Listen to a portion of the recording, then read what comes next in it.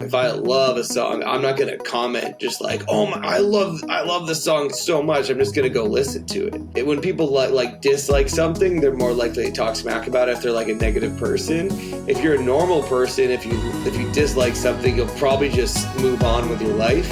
If you love something, you'll probably just go consume it. Like, the negative people are the ones who speak the loudest, and that's just the way it is. Welcome to the Emo Social Club podcast, the podcast about music, news, and interviews. I am Brian. And I'm Lizzie, and we're here today with Drew from Felicity. Thank you so much for finally hanging out with us. What's up? I'm so excited to be here. I'm glad we could make this happen. We've been busy. We're getting ready for tour. We leave for tour next week. So glad we can squeeze this in and make this happen before we hit the road. And the other guys, try to get as many guys as I could. But looks like it's just us, but it's cool. We got the coolest member of the band, the best looking, the best See, there you most go. That's what talented, happens. the one most important, everything. So you're on. You guys, doing you guys a favor, trust me. For the listener at home, you're Drew. What do you do in the band? Introduce yourself. Yeah. I play guitar. I'm Drew, play guitar, and I play guitar, among other things. I help do a lot of the social media with the band, and I'm one of the original founding members of the band. Singer David and I originally started the band in his parents' garage. We met on Craigslist. It's a beautiful, wonderful, romantic story. Wow, that's especially what Craigslist is supposed to be about, just finding your new forever homies. Exactly. It seems like the place where you might go and kind of be like, I don't know if this is going to work, but it's the only place I can go to find it. Like, the only place I can go to find other guys to be in the band. And if it doesn't work out, that's fine. It's not me, it's not a roommate situation. It's not that I'm looking for housing. It's like, it's just a band. I can kick out the shitty drummer if I need to. Yeah. And I don't know, like, finding bandmates is weird. Like, it's a weird thing. Like, there's not like too many places to really go. There's like platforms for it, and like sometimes it's like, do you want to just like post openly that, oh, I'm looking to join a band or whatnot? And especially back when we started, we met each other I think 2014, so it's been almost 10 years since we first met and like started just like jamming. And so back then it was a little bit more, I think, more common to use Craigslist for purposes like that. I don't know. We haven't needed to look for a member in a very long time. I don't know if we would use Craigslist at this point, but I don't know what goes on Craigslist these days. But back then, I feel like it was a lot more common. So. Yeah, definitely. I guess now it'd just be TikTok, right? You just start playing something and on TikTok and be like, please, I'm looking for a band. Please, like duet this if you're good. Yeah. Yeah, I feel like there's probably a lot more like cool, unique, creative ways you could do it than like the musicians. There used to be like a music, maybe the shows.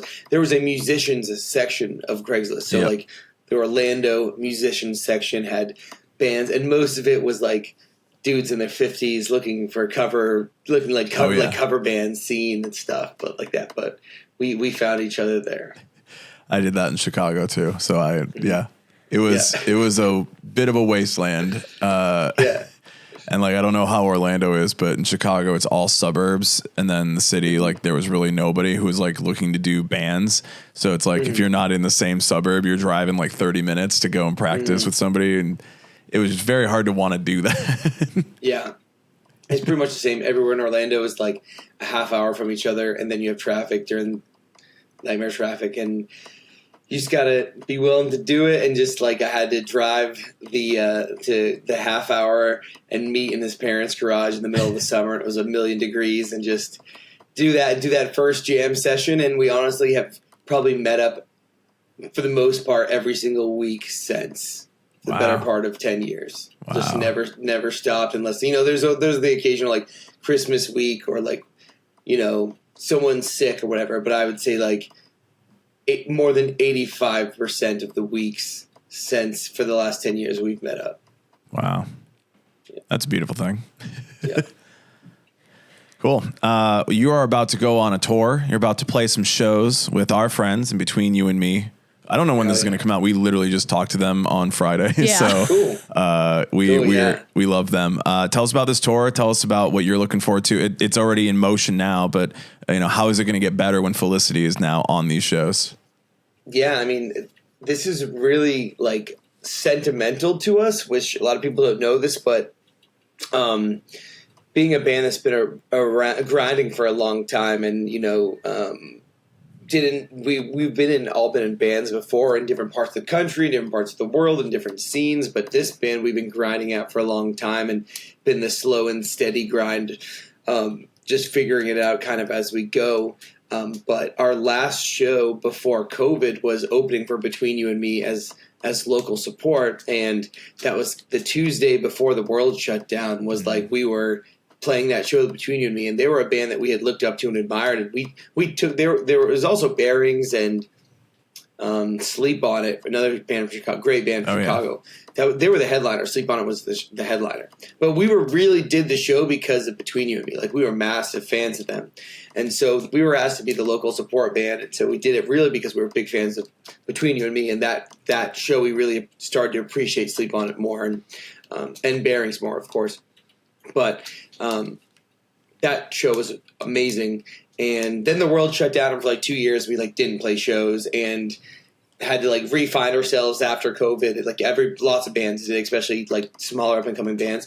And then now this is the first time we've been asked by a bigger band, invited to go on tour and play shows with a band that we've looked up to and admired, which I think is a big monumental stepping stone for every band when you get asked to go on tour by a band that you look up to. So for it to be Between You and Me, to be the first band to ever do that to us is so cool, because it was we remember we're doing, wow, this is so cool, we're opening for Between You and Me, and then the big devastation of COVID and how hard 2 years we just didn't know when would we play shows again. And now fast forward a few years and we're going on tour with them. So it's going to be a really awesome, big cathartic experience, I think, for us. Yeah. And I think from the looks of things, the shows have been amazing from what we've seen on Between You and Me's posts and Instagram stories. And I think we're going to bring the most energy we've ever brought to shows, because we were just so excited for this opportunity. And we've always said, if we get invited to be the one of four on a tour, we're going to be ready. We've been grinding for years for this opportunity, and this is the first time we've ever gotten it. So we're just ready to jump at the opportunity. So, hell yeah, that's awesome. Especially being a band for a decade. I think that's, and you're finally getting this really big traction and recognition. I think it's such a good monumental milestone that you can say this is what it is and pin it, and then everything eventually, hopefully, explodes further there. Exactly. And we've done DIY tours where it's we're headlining our own little tours, and we've gotten to play festivals. We've gotten to open for bands in one single night. But this is the first time we've been on an ad mat and gonna have a lanyard and been the opening band on a tour, run of shows, where it's not our expectation of the success of the show is based on what we've built, which is a lot of pressure. Mm-hmm. And they're always shitty small venues where we're the ones reaching out and booking the shows, and we're finding the support bands. And it's always door deals where it's so much pressure on us to make it happen. And a lot of those shows, sometimes you go out and do that as a band. Over the last 10 years, we've done that. And it's we're in the middle of nowhere city that we've never been to. And there's 10 kids who show up, and we're playing for the other bands and 10 kids, and, done plenty of those. And these we know are going to be shows that are going to be awesome. So we're just really excited about that. More than 10 for sure. More than 10 people. Imagine that. So I think it's funny now, I because a lot of tours and a lot of these, there's the main band that's going around and they're playing the whole country, but every so often different legs will have smaller bands coming through on it, and they'll sort of jump on, jump off. Yeah. And so this whole let me find the most cryptic symbols to put on next to the dates to say who are the bands that are going to be on that one. So you're seeing all the names, and you're hold on, I have to decipher this Zodiac Killer style, figure out who's playing these shows. And I'm thinking of it, and it's to be the band and be asked to do that. It's I can't wait to be asked to be the asterisk next to 6 or 7 shows on there. I saw that with I think it was the Boys Like Girl big giant tour they did. I was wait, okay, we so literally who's looked playing at my it? show? Yeah. I'm trying to do the meme of Zach Galifianakis in Yes. Hangover with the math. It's Is Warrior Strong playing my show? I still can't figure it out if Warrior Strong is playing my day or not. Like, I was literally looking at it, Brian was telling me about it, and he's like, oh, this is who's here. And I'm like, oh, thank you for telling me, because I don't want to figure this out further. In the end, I was like, all I care about is Chicago.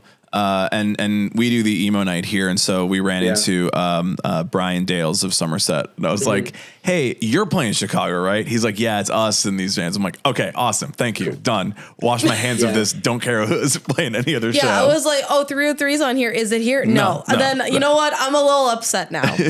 But thank you for someone for telling me. Yeah. I think Between You and Me did good as was like, Young Culture and Home Safe are on the entire thing, and it's just like they're doing regional support for each just section of the country. So like Zoe did the West Coast, and then Sherry Moore's doing kind of like the Midwest and Northeast, and then we're doing the Southeast, and then now my weekend's doing the like Texas back out west leg. So it's kind of just like sectioned off by like a band for each like home region, which is cool. So like everyone's kind of getting the home region for the regional support. So we're representing the Southeast. It's kind of like divisions of sports, like like we're representing the Southeast, the SEC, the Southeast Conference of pop punk. We were talking about sports before we started recording. It should be like one of those like promo videos. The only one I have reference to is the Key and Peele skit where they have like all the guys that are like reading off their names. It could be like the bands reading off their names for like representing the Southeast. It's like Felicity, Southeast Florida, University of whatever. Yeah, it'd be so great. That would be a very easy to understand really announcement. Good. Yeah, I think it'd be creative. Bring it back. You have enough people who are into sports. I feel in the pop punk genre enough. Like they're more vocal about it nowadays. I think it would be pretty fun. Then you bring back the brackets, and then it'll be see. I love it. I think this is a great way they're like formatting this tour too, where that way they don't have they're not having locals.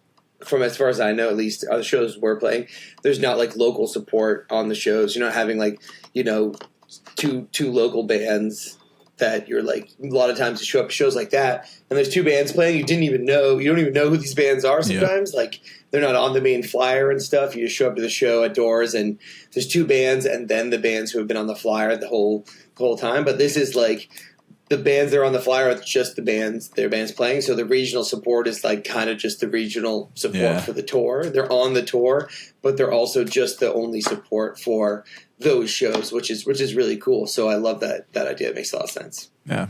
Gets you the exposure too of small legs. I generally think that's how a lot of touring is going to be in the future, especially post pandemic. Like people jump on for a certain area of the country or a certain few dates.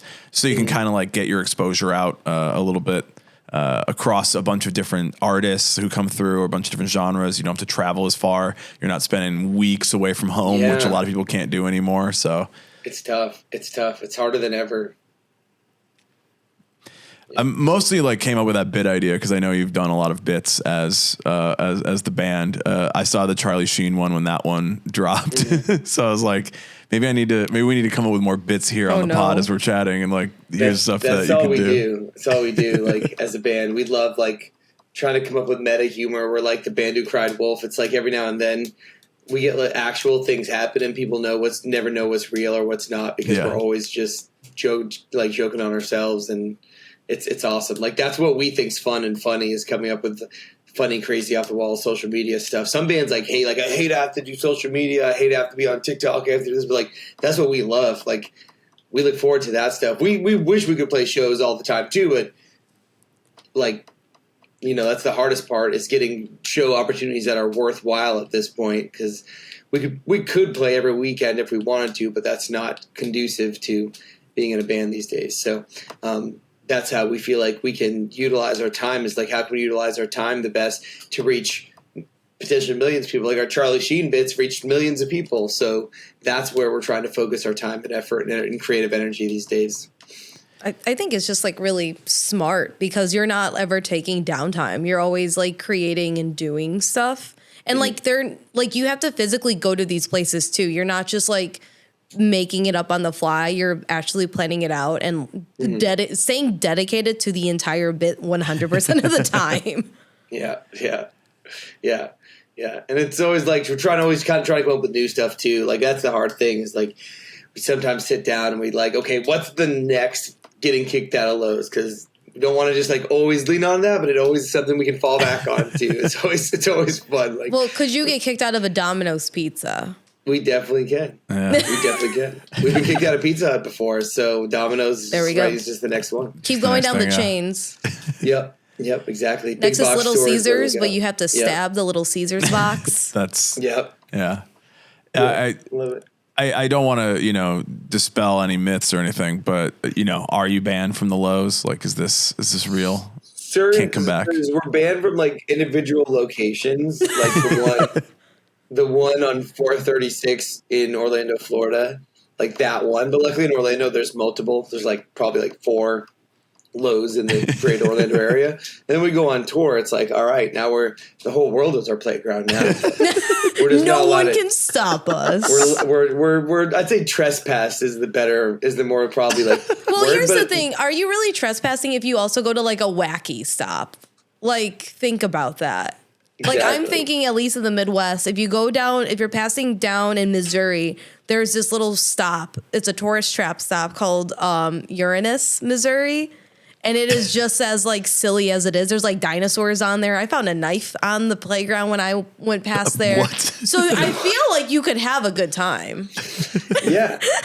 So there's individual locations of home. There's an individual Home Depot, an individual Lowe's, and an individual Target that we've just went so much in the beginning that they've asked us not to go back to. So that's like a badge of honor for us. And we think that being banned just sounds cooler than being trespassed. Sure. It takes up less characters in the bio. So yeah. Sure.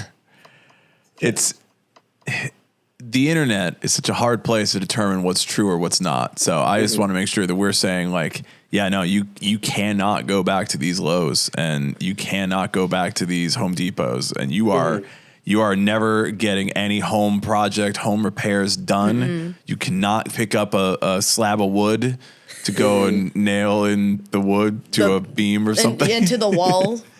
Yeah. Luckily, all of our band projects, we have Damien's dad go shopping for us. And there we go. He's like our handyman. He takes care of all that stuff for us at this point. Undercover Felicity agent. Yeah. And if like one of us went in by ourselves, we'd probably be able to fly under the radar. But if we go in as a group with cameras and stuff, we get sussed out pretty quick. Oh yeah. And don't give him like a free shirt or anything, and be like, "Hey, don't wear this to the place." Yeah, We're a pretty unique looking crew. And we're all together. So yeah. So going off of what you guys have coming up right now, so one, you've been releasing a bunch of singles, which I think is like a very like consistent move that we've seen overall with a lot of different artists, especially during the pandemic and afterwards. But could we ever expect a full length or a more recent EP from you guys? So we would love to do that. I think it's definitely possible. I think just the way we're at as a band, being 100% independent and on our own for the first time in a long time. When we came out of the pandemic, we had just had a full-length album, which was our debut album, and we actually got the master recordings of that in January of 2020, which is like right before we wrote it down. We were like, let's go. We're going to go take over the world. And then it was like we had to sit on it for 2 years. And, record labels were terrified of even talking to new bands. They didn't know when the world was going to reopen, the bands would be able to go on the road. So they were like, we don't even want to put out the music of the bands that we've had signed for years, plus the bands they had already just signed right around the pandemic, let alone even look at new bands. They weren't even like listening to music. So when the only label that really was interested in working with us was Adventure Cat Records, who label owned by Mike Kaminsky. And he was like, I want to put out the record. I believe in it. And so we worked with him, put out the record, and obviously it was a life-changing experience for us. And what we found was there's like a few singles off that record that have millions of streams, have done really, really well. And the deeper cuts on that album have like, some of them only have like 30,000 to 50,000 streams. Where when we've been doing it this method where we've been putting out these singles lately, we've been being able to get 30,000 streams in the first week. Our latest single, Charlie Sheen, had 150,000 streams in the first week. So we really love all these songs. Like, we really feel like this batch of songs we've been putting out, we haven't gone in treating these songs like an album. We've been going in and treating every song like, let's go write the best song we can possibly make with different producers, different collaborations, different artists. And never once were we like, we need to have like a ballad and we need to have like, then follow that up with like, this will be like the heavy song on the album. It's really just individually like let's make another hit song, and try to make every song as great as we can. And we really feel like they each deserve the love and attention and the life cycle of a single. And we have been working since 2021 on new music, and we waited until we had a backlog of songs for almost 2 years that we would be able to just have so much ammunition to go into this new chapter of the band's life, that we plan on just kind of doing this kind of like single release method until maybe someone is like, we want you guys to put out an album and we're willing to work with you in some type of way that makes sense for us. And until then, we're just treating every single day as that day, and every single week like it's that week. And just today we're going into lows, and tomorrow maybe we'll release a single. And if some other day we feel like releasing an album, then that'll be that day. But so far that's been working really, really well for us. So that's very good to hear. And I know like, I find it very interesting that there are so many fests and so many tours that are like bands playing full records from like back in the day. Yeah. When it is like this new technique now is to release more singles and kind of write more like, here's a bunch of singles on a 10-song record or something like that, versus like you said, a ballad, or here's like the 7-minute long epilogue to the whole record and reprise all the other songs that are on it. So, I mean, I don't know. It might mean that a lot of bands in 10 years don't get to do the 10-year anniversary of a record. But at the same time, like, if you've got 10 banger songs, you still get to be playing those 10 banger songs at the shows. Yeah, and we ended up with 16 songs before we started saying, like, okay, let's start releasing music.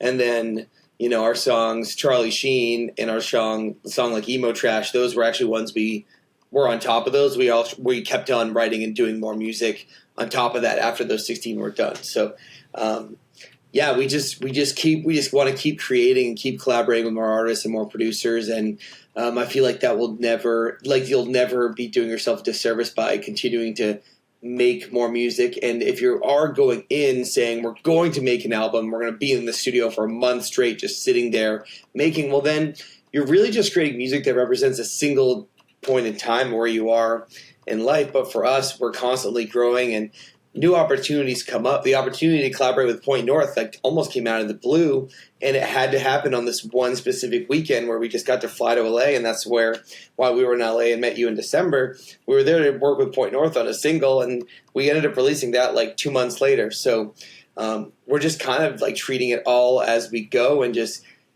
trying to take every opportunity that comes our way. But we do have this back catalog of music that we've worked on for a long time that we really, really are investing a lot in, and just releasing them as singles as they come and whatever makes sense and feels right at that time. Is it hard to sit on 16 songs you really like and not put them out? And not just leak them? They're like, fuck it, I'm going to leak it. I just listen to them all the time. I'm just like, oh, it's going to be so dope when this one comes out. Like, you guys don't even know what's coming to you. You're literally like, that meme is like, oh, I just listened to this band's unreleased EP. You don't even know what fire is here. And it's just you. You're like, I'm in here. And it's like, they don't even know. And you're like, leak it. No, but you need to know. This is the method. It's like every band's curse. Like, your unreleased music is the best stuff that's ever happened. And then like 6 months after it's out, you're like, oh, I cringe listening to my new stuff. It's like, no one listen to that. Don't listen to that anymore. Like, you have new stuff over here. Yeah. It's like, I remember being so stoked on this song, and now I'm like, don't even care. Don't even care about it no more. Don't listen to that. Don't listen to that. It's like, yeah, I got this really cool kid, you know, it's like picking my favorite children, but it's like, yeah, I'm tired of all my old children. Yeah. I'm tired of the other Keep ones. putting out new children all the time. Oh, no. That metaphor doesn't work so well when you're releasing singles over the course of a year, but No, all the music, like, we still go back to our album Dear Universe, and every single one of those songs, we still love them like our children. We're still really proud of all those songs. But everything maybe before that, we're like, why do people still listen to that? they're just getting into your whole catalog at that point. There's like, do you find, we talked to another band who, they said like when their TikTok was up, that was doing like getting a lot of views on it, like their streams went up. So I'm assuming that's kind of the same, like when you release these singles and you have these more viral moments, or at least more visible moments on the internet, and people are checking out the bits. Do you see like a really good correlation between that and like how the songs and how the singles perform? Yeah, absolutely. I think the best example of that would be our record Dear Universe came out in July of 2021, and I think it had like the whole album as a whole had like 100,000 streams in like October, and we just like were kind of starting to play around on TikTok. We weren't like a quote unquote like TikTok band. And then when 2022 really hit, we were like, okay, we need to start taking TikTok seriously. Finally, we don't want to be that band that just like, you know, it's like, we don't want to do the new trendy stuff. Like, we never want to be that band. I think, we saw stuff that like Arrows in Action and Magnolia Park and a lot of those bands that were killing on TikTok were doing, and we're like, let's start taking it seriously. And within like 6 months, we were kind of considered a TikTok band, and we had The Weather, which is a song off that album, go viral, and that song alone got to 1 million streams by, I think, the end of that year. So the entire album had 100,000 streams in like the first 6 months of it being alive. And then one single song had 1 million streams by another year after that. And now that album has, I think, 3 million streams, and like 2 million streams of it are that one song. But then now the rest of the album is like 1 million streams divided up across it. So just from being active on TikTok and people discovering, they may discover just the one song, and that may be the thing that really most people have discovered the album from, but they've gone and listened to Elevate and discovered all the other songs, and that song definitely changed our life. And if it wasn't for TikTok, no one would have really ever known it existed. It just would have been the fan base we had built at that point. And every single day in and day out, that song alone recouped that entire album deal. Because of TikTok, because of going viral on TikTok. So that's awesome. I was having a conversation kind of about this the other day with a group of friends, because they're not on TikTok really. And so I feel like this may be one of those conversations we're having, because it's like we're in the music industry and we talk to musicians and we are constantly looking at TikTok, and discoverability is such a major thing. Mm-hmm. And it is wild to me that there are a lot of people out there who don't really understand like how much that virality like really can make or break careers right now. This is not my telling the government not to ban it, but it is me telling it. Like, I think there are a lot of people who don't understand like how careers are made and how artists are broken from TikTok, like just as one place has done such crazy numbers for so many people. Yeah, and it could be the other way around. Like, we were posting our song Emo Trash on TikTok and not getting a ton of traction, but like it was getting traction, and the people who were finding it were loving it, but it wasn't getting like the TikTok viral push that other songs have gotten, but it was doing well, and the people who were finding it were loving it. But but that was a song that we knew was going to be really polarizing. Someone who didn't like it put it on Twitter, and then it got like 5 million views on Twitter. Like the TikTok was put on Twitter and got like 5 million views overnight on Twitter. But if it wasn't for TikTok, the discoverability of it on TikTok, putting it in front of someone who was like, I dislike this so much, I'm going to make fun of it on Twitter. And then it going so viral on Twitter that it got like 5 million views overnight there, that's how people discovered it on this other platform. But it was the discoverability originally of TikTok. So like, sometimes one thing can lead to another, but either way, TikTok was still what was the original platform that caused the viral sensation of that song. So it's really important to be on there if you're going to be it. And there's never been a tool like I've been in bands, not in this band, but in bands when I was in 13, and you had like Pure Volume and Reverb Nation, and you were just really on Facebook was really how you did it. And then just like we all got to get on Instagram. That's where bands are doing all their stuff. It's on Instagram now. And before Facebook, bands had to be on MySpace and stuff. And that's where bands got discovered. And TikTok is the first thing like that. There was like a big chunk where there was like nowhere for people to discover new music. It was really like gate kept by the platforms. And if you're really not utilizing it, you're just doing yourself a disservice for sure. I know they're still like on Twitter. I remember when that video went viral and I was like, I don't think that like this is a joke, but then I remember seeing a bunch of people get really, really mad. And I remember they're like, these Twitter, are industry plants. These aren't real emos. This is like pop. I'm like, hey guys, have we considered going outside? Yeah. We don't, I mean, to us, that whole was like insane to us because, if you guys have been in the scene long enough, you've seen, or maybe if you've been in bands, it's like, I've been in bands since I was a teenager, and like 99% of the bands that I've been in, other than this one, and all of my friends that I've ever had that have been in bands, most of the time people just don't care. Like you play a show and your best friend shows up and a few of your friends show up, but like most people, you're in a band, they just don't care. So if they love you or if they hate you, it doesn't matter. Like people cared about our band. We were the most talked about thing in the entire scene. Yeah. Can you imagine what bands would give? Like you told me 13-year-old me, like one day you'll be in a band that'll be the most talked about thing in the entire emo pop punk scene.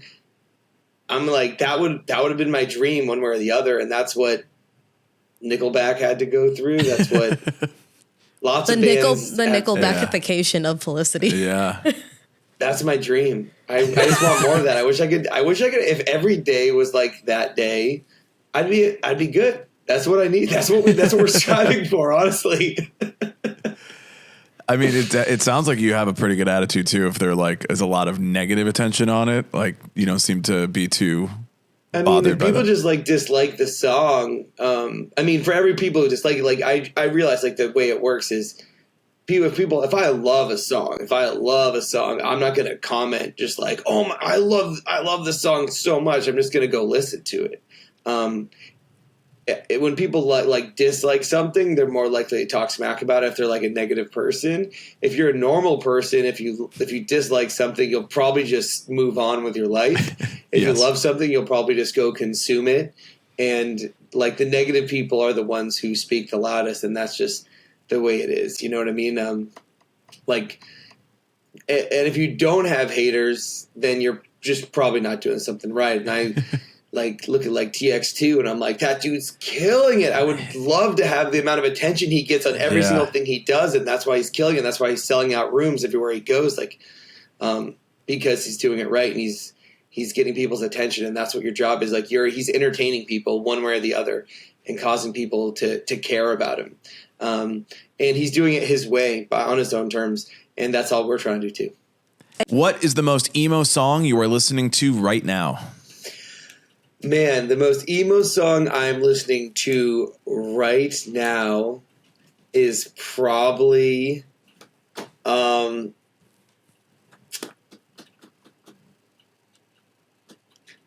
most emo song I'm listening to right now. Brings up my Spotify. Yeah. That's everybody, don't worry. December by Neck Deep, heavily in the rotation lately. The full band version with Mark Hoppus. I saw Neck Deep twice on their last tour, which I don't know if there's a band that's more top of their game right now than Neck Deep is right now if you go see them on their tour lately. But December, full band version with Mark Hoppus. Final answer, Neck Deep is the most emo song right now in my rotation. We have so many friends that are huge fans of theirs, and then there's people like you who just hype them up, and December comes around once a year, and everyone's playing it. And I'm like, am I goofing by never really listening to Neck Deep or not really getting super into Neck Deep? So I might be goofing around. I don't know. I don't know. Then I'd be goofing too. I think you're missing out. I think you're just missing out, man. Well, I'll fix that later, or I'll just hate bait on the internet and talk. The album "Life Set Out to Get You" is a masterpiece from 2015, I think. I don't know if that's the one we have to review. I don't know. That's a good question. Yeah. We might be listening to it, and then I will have some hate We'll on have it. thoughts. Yeah, we're going to find Drew in our comments and be like, hey, I see you talking shit about Neck Deep. Yeah. Drew, We're like, is that so crazy? We just talked about. We're not going to talk about Ronnie Radke in this. Anyway, here's our thoughts on Neck Deep. Yeah. Okay. Don't worry about it. Don't worry. We'll just put like one of the texts one of our mutual friends sends every time that she's like, I can't believe you're talking shit about insert band and we'll just go from there. That's fine. I get personal DMs now, just like, same. What? Yep. Like, don't worry about it. I got one last night at like 1 a.m. They're like writing. They're like, I believe Newfound Glory, blah, blah. I'm like, homie, I do not give a shit. Yeah. I'm going to do it to Neck Deep. I promise that I'm going to do my best, though, to like Neck Deep. It's really easy for me. I don't know. It did take me a little bit at the beginning, I will say. Admittedly, like at the very beginning, it took me a little bit to get into Neck Deep and Story So Far, both of them. They both came up at the same time. It's like the kind of same era of pop punk. It was like this angsty, I don't know. It's like Beatles, Rolling Stones. It's like Neck Deep. Yeah. They're the Rolling Stones, and it's like, you know, the two that came out at the same time. It's Story So Far, Neck Deep, kind of like the twin cities of those mid 2000s pop punk, and now I love them both. They're both amazing, and but I'm Team Neck Deep if I had to pick one. Yeah, I've been able to get into the Story So Far.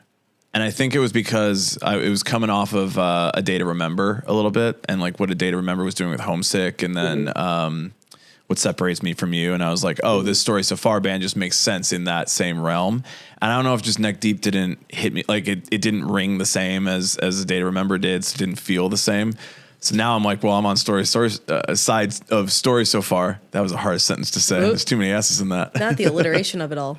Well, Jerry McKinnon produced Life Now to Get You with Andrew Wade, who produces all of A Day to Remember's music. So Life Now to Get You is the Neck Deep album. If you're going to try to give one a chance, I think would be the one.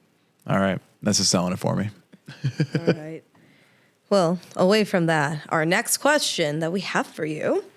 What was the inspiration for your most recent release, which was Charlie Sheen, in just how it developed? So we got the opportunity to collaborate with a band that we've been massive fans of probably since we first heard their cover of Hammer, the Nothing Nowhere song. But we heard that when it first came out, and we were like, what is this song? This is so rad. And then ever since then, we've been huge fans of everything Point North has done. And our record label that we were on for our album Dear Universe is owned by Mike Kaminsky. He's really close with Hopeless Records, and at one point had worked with Point North. And so we reach out to him and we're like, hey man, can you reach out to them and see if there's any chance of us potentially being able to collaborate on a song together? And their singer John is actually a producer. And so we got the opportunity to have him not only produce a song and was willing to collaborate and feature on a song with us. So he had a free weekend in December, and we flew out to LA on short notice, and we met up in the studio, and we did the entire song without a single riff, a single lyric, everything like ground up in a weekend with just us and Point North in the studio. The inspiration for the song was really just wanting to write a song about having self-destructive behaviors, and kind of this just sense of everyone in the world has something to complain about, and like wanting to always put it on social media and just saying that, like, kind of like the woe is me type of thing, but we all have something we're going through, and at the end of the day, the world's going to keep spinning, and we all just have to keep pushing through all that. And at the end of the day, no matter what you're going through, that if you persevere, no matter how lows your lows are, that always can lead through breakthroughs where you'll be able to achieve, come to the other end and reach highs that you've never been able to hit if it wasn't for like your darkest lows can lead to your highest highs. And so we really wanted to encapsulate that with some type of celebrity call out. And that was John from Point North's idea. He's like, who's a celebrity who had like really famous, who had a really, really low point and then was able to still be kind of in the mainstream and never was like hated, like absolutely everyone just like hates him. And we all just kept going back to Charlie Sheen of just thinking about like us just thinking about like, man, that dude has been through it all. And we all still are just like Charlie Sheen.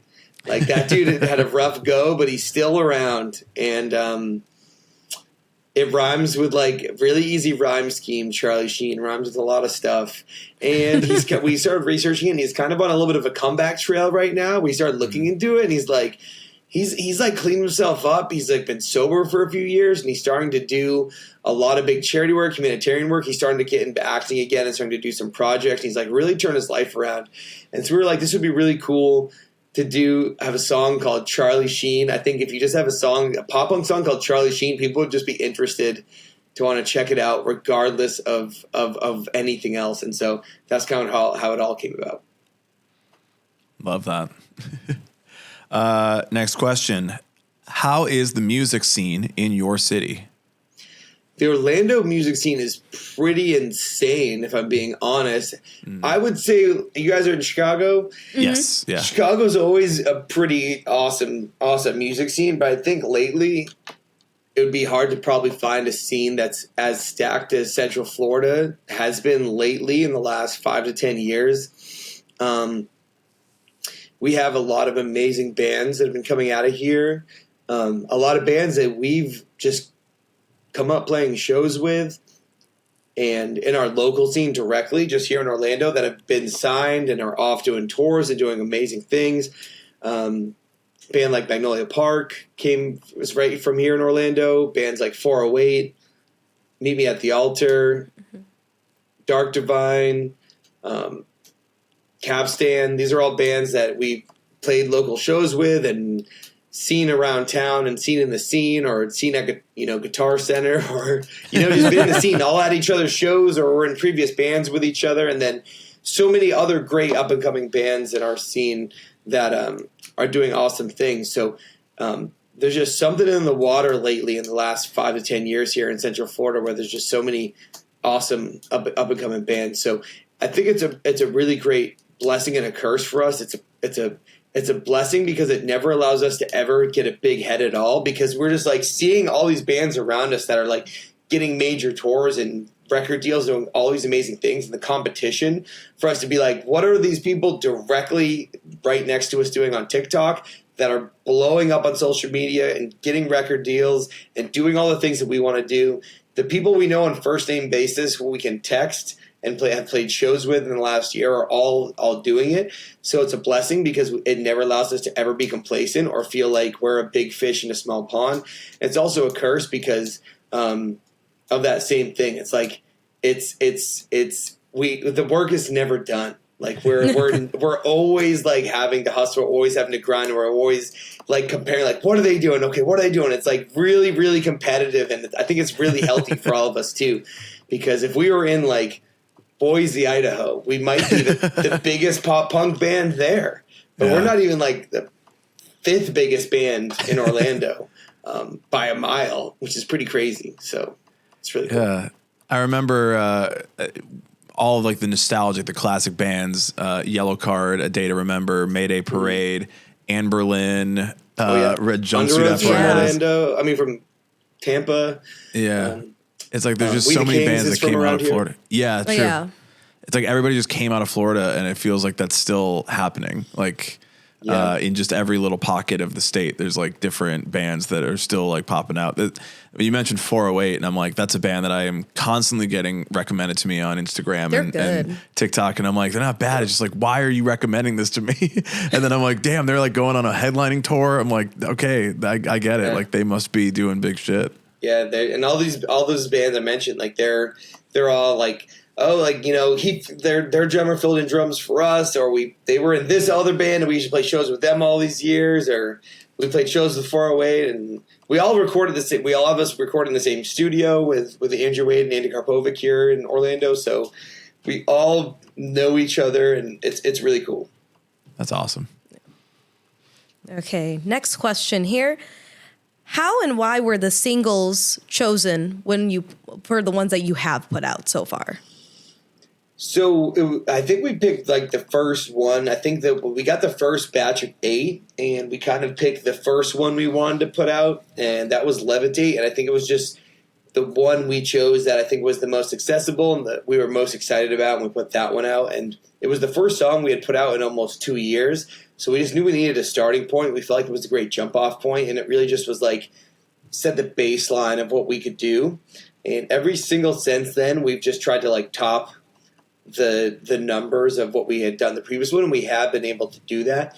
The second one was a song called God Mode, and we really wanted it to be one of the ones where we had features or collabs on, and we do have a lot of them that have features and collabs.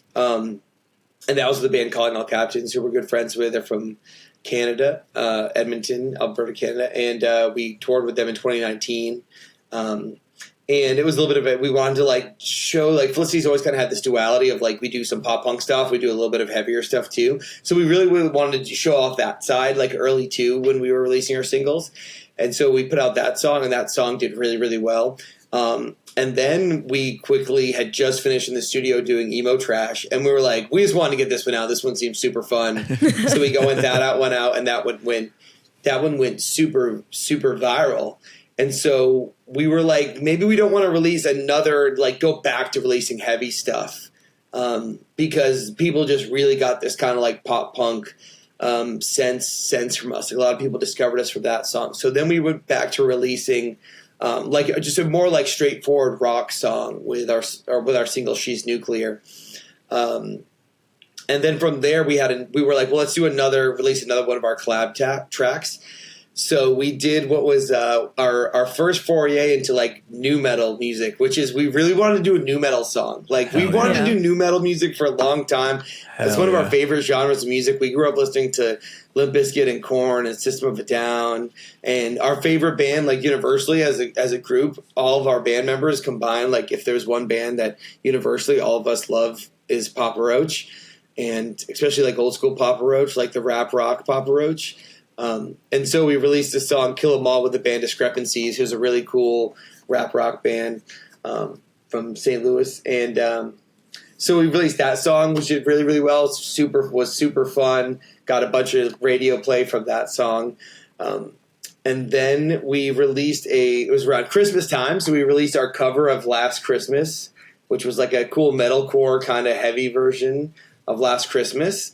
And at that point, we had gotten the masters back for Charlie Sheen with Point North, and so we released that one next. And that was kind of like the thought process behind it. But like I've told you, like we talked about a little bit in the beginning, we're kind of just going with the flow and just seeing what feels right at that time. And it was kind of like whether we had a collab song ready to be put out, and it felt like let's do something, one of the collab songs, or that was a pop punk song that did really, really well. Let's do another pop punk song, or let's do another heavier track based on the flow of things.